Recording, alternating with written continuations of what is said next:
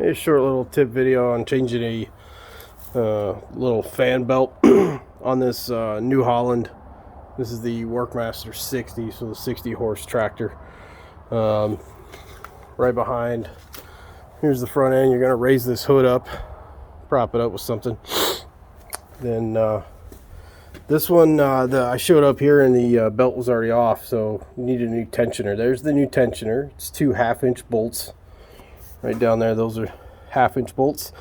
So you'll just loosen those 2 up, and this tensioner will just slide right off. Now, this tensioner is still under tension, and it has a little small metal clip holding it compressed.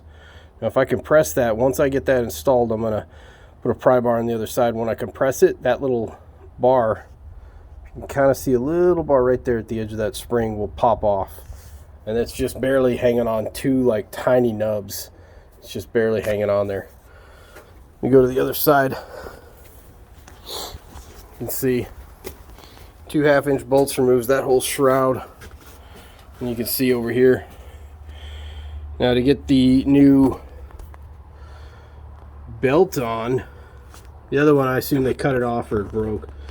But to put this new belt on, you basically have to put the belt and put it over one of these fan belts or fan fins. You tuck the belt behind one of the fins and you sit here and rotate this fan by hand all the way around until the belt comes back around, and now it's on the other side of this fan.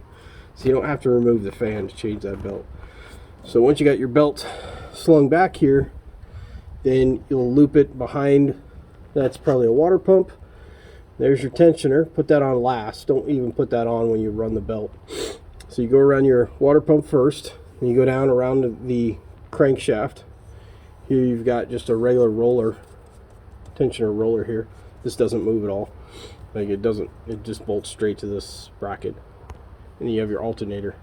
So run it through these in this pattern here, and then line your tensioner up.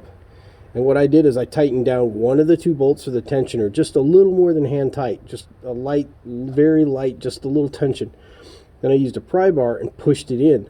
So now I have just a little bit of tension on the belt. Now this isn't hardly anything, you know, but it's not flopping around.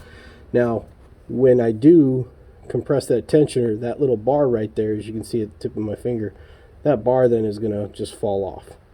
So I'll put a pry bar in there, push that tensioner back that way, push in on the tensioner, and that bar right there will just fall off. That's just there for shipping, so that it's shipped compressed.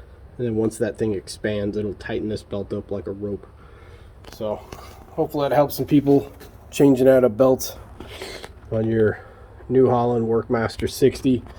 My other buddy next door has also got the Case 60A, and I guess it's the exact same design and motor, so he says. So I'm not surprised these motors are used in a lot of different tractors and whatnot. So all right, well, hopefully that helps. You guys have any questions or comments, just leave them below and I'll answer them when I get them. Thanks.